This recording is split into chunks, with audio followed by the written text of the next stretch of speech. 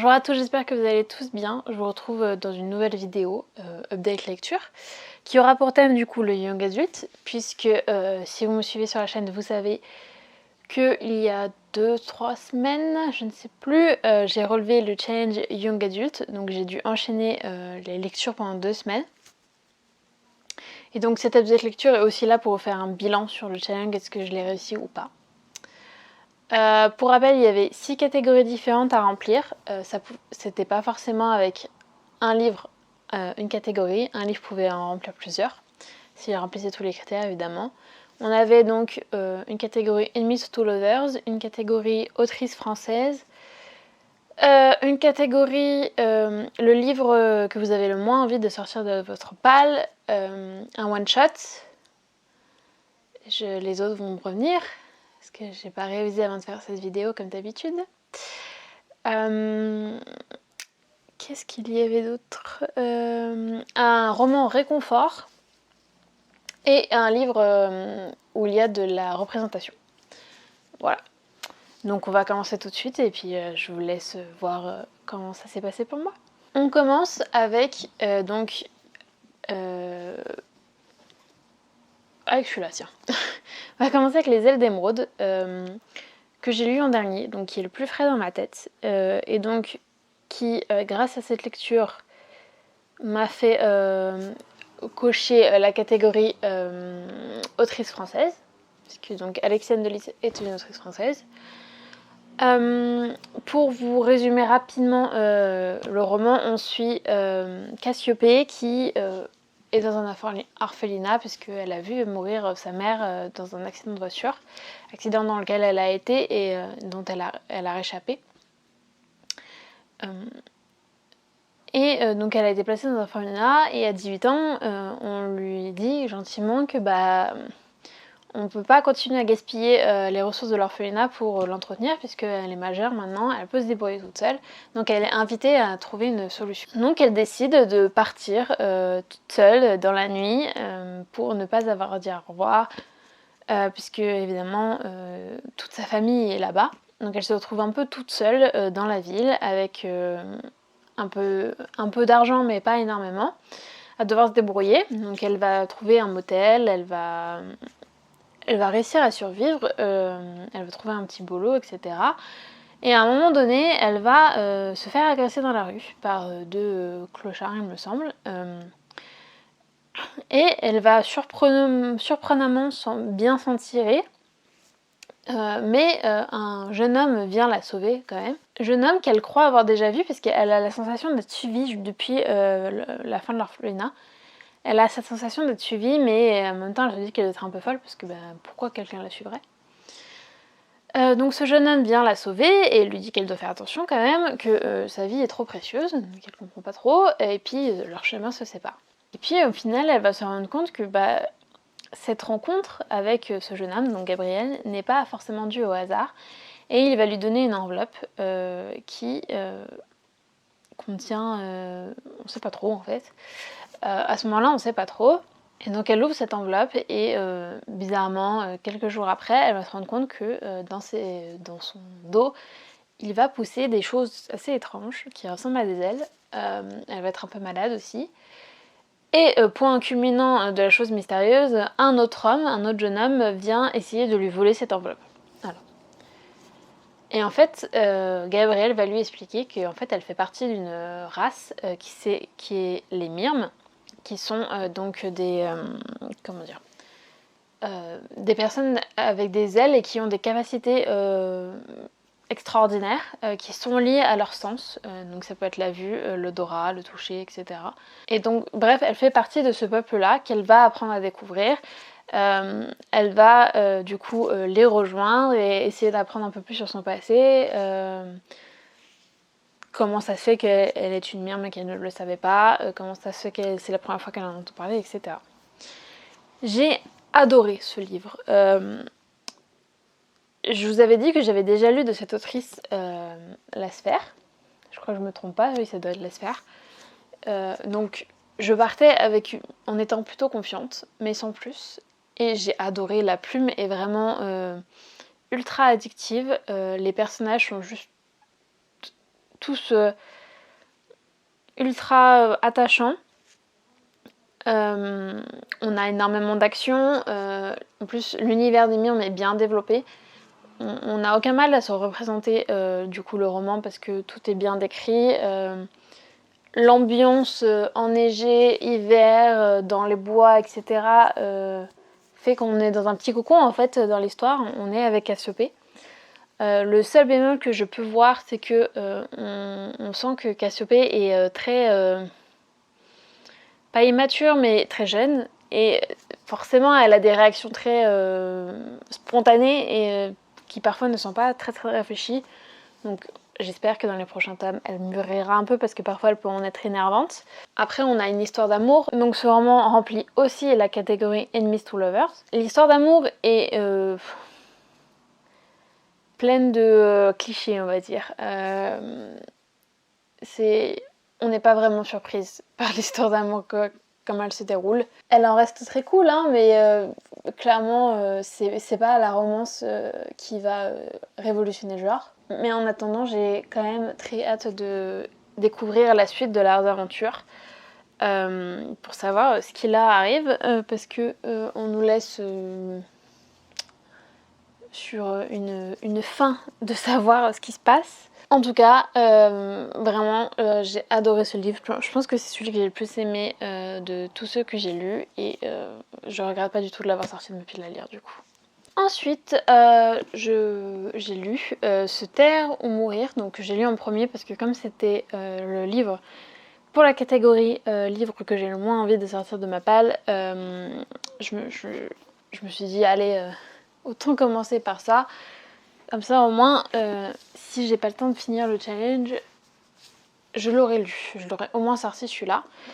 Je vous avais expliqué dans pas la précédente mais la vidéo d'avant du coup, que en fait j'avais vu la série inspirée de Kiman de la même autrice, que j'avais trouvé la série beaucoup trop adolescente et que j'avais peur que ce soit le cas pour celui-ci aussi. Et effectivement, je me suis pas trompée, c'est vraiment tourné jeunesse. On est donc dans un thriller avec une enquête policière sur des jeunes filles qui ont disparu, un meurtre qui se répète 20 ans après. Je vous fais pas le résumé parce que malheureusement, il m'a tellement pas marqué que j'aurais du mal à vous le résumer de tête comme ça. C'est très tourné adolescent, c'est-à-dire que l'enquête n'est pas approfondie. On sent que c'est pas, il est pas là pour ça en fait. C'est vraiment pour ceux qui découvrent le genre, pour ceux qui veulent pas se prendre la tête, etc. L'histoire est assez bien ficelée. Les personnages, j'ai eu un peu de mal aussi. Je trouve qu'ils n'ont pas énormément de profondeur. Mais encore une fois, c'est parce que je ne suis pas la personne cible. Par contre, ce qui m'a marqué dans ce roman, c'est que je n'ai pas du tout compris le rapport entre le livre et le titre. Je sais pas si c'est moi qui suis idiote, si j'ai complètement mal lu un passage ou mal compris, mais en tout cas je ne comprends pas du tout le titre. Si vous avez la réponse en commentaire, ça m'intéresse de le savoir, peut-être que savoir si c'est moi qui loupais un truc ou si c'est un mystère, voilà. Je suis quand même contente de l'avoir sorti de ma pile à lire parce que, on va pas se mentir, c'est pas non plus un mauvais livre, ça restait agréable à lire, mais bon, moi qui ai l'habitude de lire des thrillers beaucoup plus complexes, beaucoup plus adultes, forcément, ça m'a un peu... C'est plus trop mon genre de lecture, mais ce qui est sûr, c'est que je ne le garderai pas, donc il sera peut-être en concours sur mon Instagram un de ces jours, ou alors sur Vinted, je ne sais pas encore. Ensuite, le dernier livre que j'ai en physique, c'est Et ils meurent tous les deux à la fin, qui est donc un one-shot, et qui est donc le livre que j'avais choisi pour la catégorie livre et confort, donc de Adam Silvera, donc ici dans la collection R. Je vous avais dit que je le choisissais pour cette catégorie-là parce que j'en avais entendu beaucoup de bien sur les réseaux, que tout le monde disait que c'était le livre pour ceux auquel on était vraiment dedans, qui nous prenait par les émotions, etc. Pour vous faire le résumé, on est dans une société où on sait 24 heures avant que l'on va mourir, donc on va mourir n'importe quand dans les prochaines 24 heures. C'est un organisme qui vous appelle à minuit pour vous l'annoncer. Et donc on suit deux jeunes garçons, je vérifie juste les noms, Matteo et Rufus, qui sont totalement différents l'un de l'autre, qui ont chacun appris la mauvaise nouvelle chacun de leur côté, et qui vont vivre le deuil chacun à leur manière, enfin le deuil, l'annonce de leur prochaine mort chacun à leur manière, et ils vont tous les deux décider de s'inscrire au final sur une application qui met en relation du coup les personnes qui ont appris cette nouvelle avec possiblement d'autres personnes, ça dépend de la catégorie dans laquelle vous vous mettez, mais eux décident de s'inscrire sur cette application pour rencontrer mutuellement une autre personne dans la même situation qu'eux, pour essayer de vivre un peu mieux le truc et puis pour ne pas se sentir trop seul non plus. Et donc ils vont passer ces prochaines 24 heures ensemble à essayer de vivre du mieux qu'ils peuvent cette journée comme étant leur dernière. Et au fur et à mesure de la journée va se lier une amitié, voire plus. Voilà.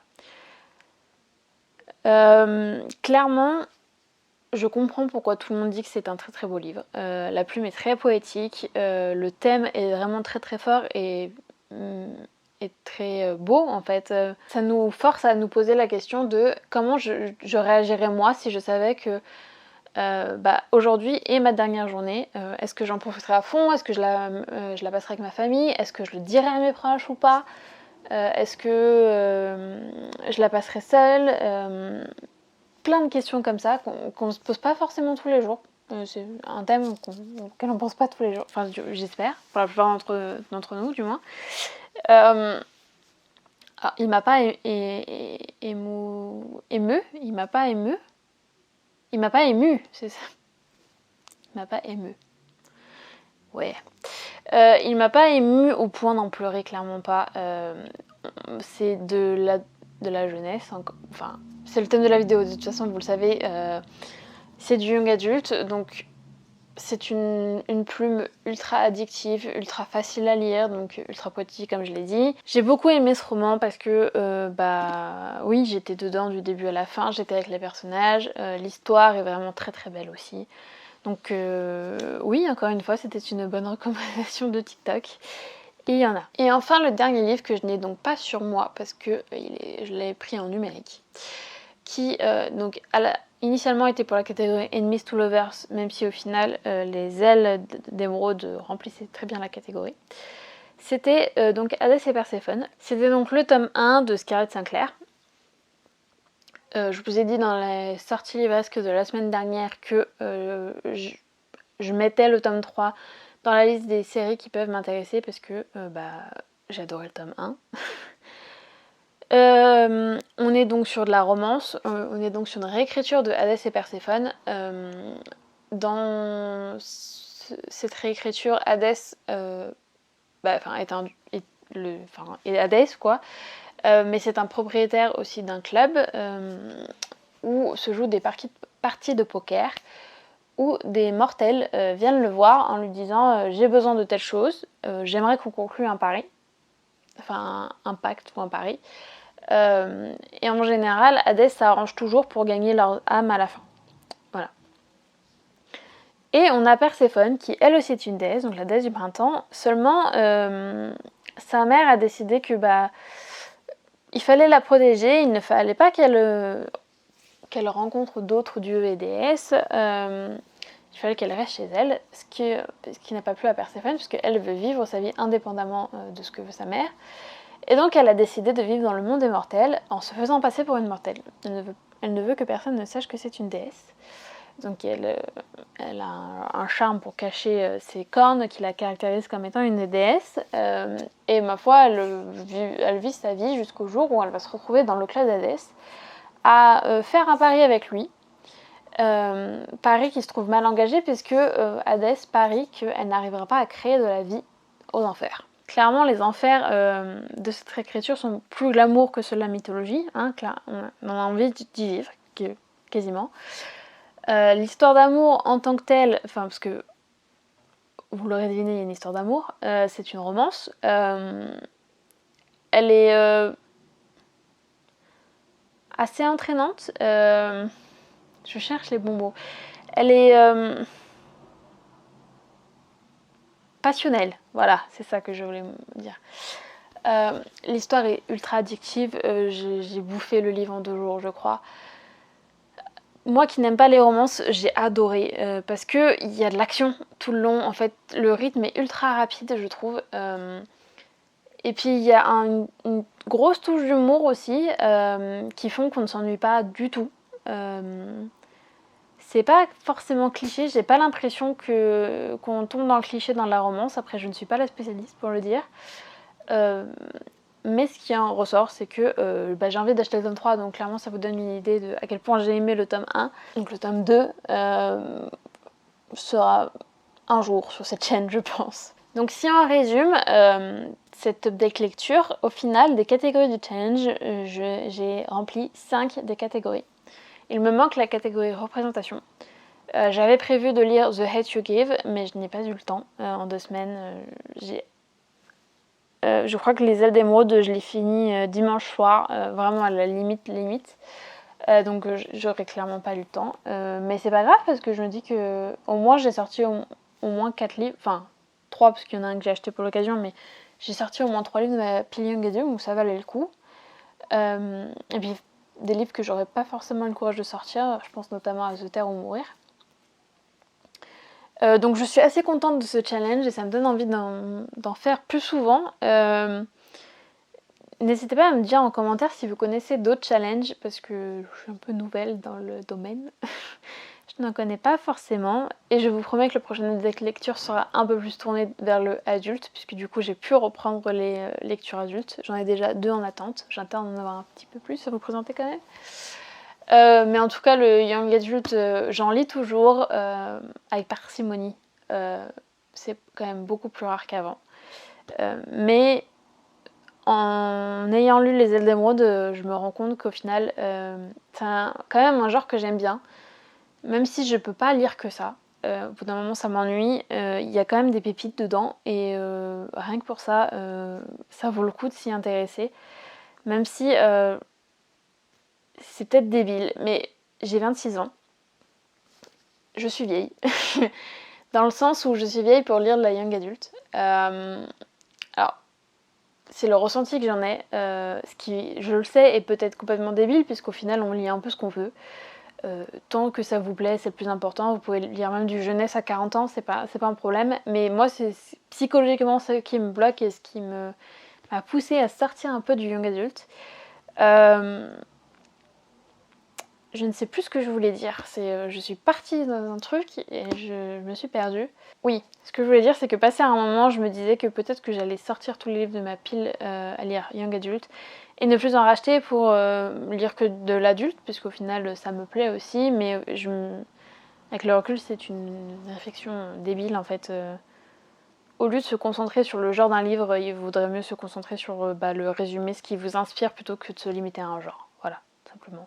Ça fait très réflexion philosophique. Donc j'espère que cette vidéo vous aura plu. N'hésitez pas à laisser un commentaire, à liker, enfin vous connaissez la chanson. Et à vous abonner, c'est très important aussi. Et moi je vous dis à la prochaine pour une autre vidéo. Salut!